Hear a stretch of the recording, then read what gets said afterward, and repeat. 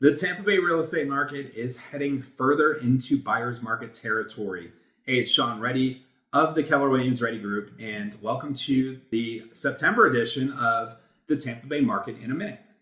Full disclosure, we're going to go a little longer than a minute, yet we're going to break down the numbers that matter to anybody who is selling a home or buying a home in the Tampa Bay market over the course of the next 3, 6, 12 months. These are the numbers that you need to know. So first, we're going to look at a month over month comparing July to August. I mentioned things are trending more towards buyer's market territory. And reason I say that is because there's 9 metrics that we track.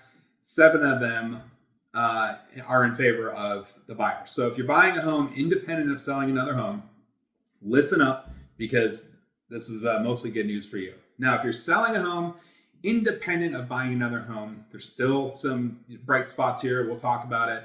If you're doing both at the same time, quite frankly, market conditions should be pretty irrelevant because you're doing both at the same time.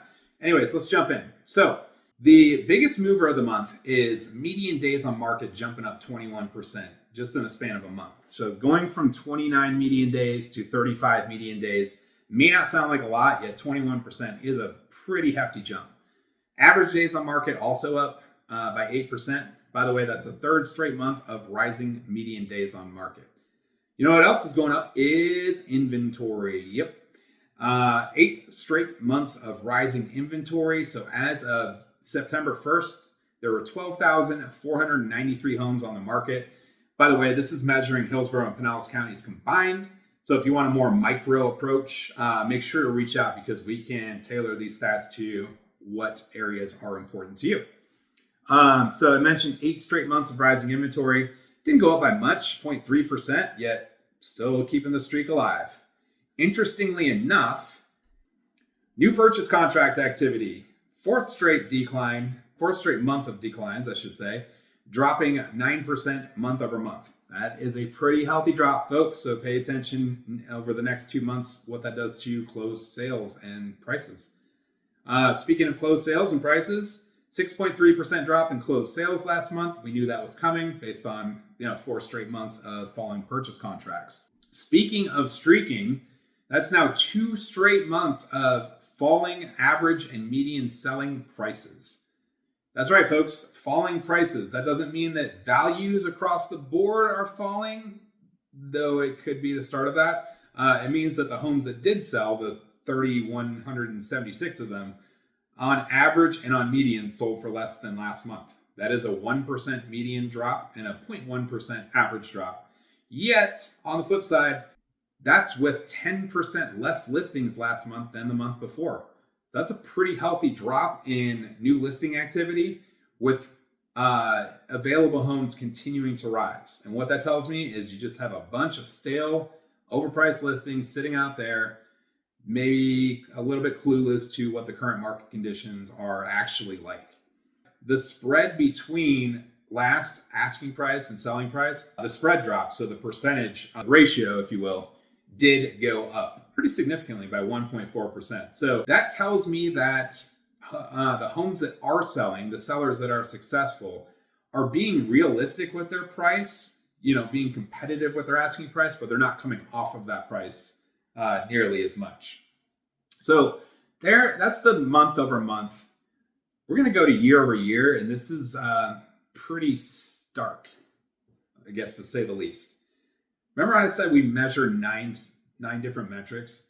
All 9 of them favor buyers. So if you're selling a home, you can back out of this video or just put on your earmuffs, or if you don't stick your head in the sand, listen up because this is the data you need to know to be a successful seller in today's market.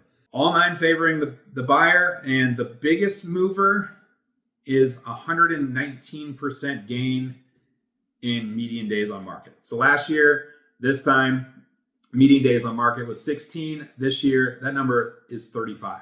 Average days on market also up by 53%. But the big story here is inventory, up 80% year over year. Last year, 6,960 homes on the market. This year, at the same time, 12,493.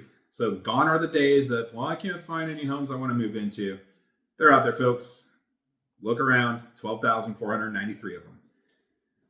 Okay, year over year, new purchase contract activity fell by 11%. Ouch. Last year was already one of the lowest number of homes sold nationally. This year, if this trend does continue, is going to put up a battle for that. Closed sales down 2.2%.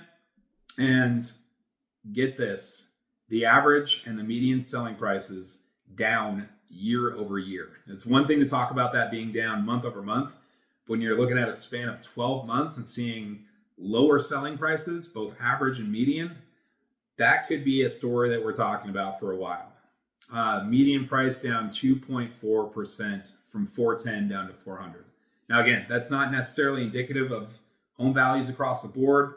I don't need the hate comments that, hey, values are up, when in fact that this just represents the homes that sold in each of these months, August of 23 and August of 24. So there you have it. There's your Tampa Bay market in 6.5 minutes. And guys, if you're watching this, it's because, again, you like to either geek out over stats like I do, or this stuff's important to you. And we appreciate you watching and hope to be a resource for you in the future.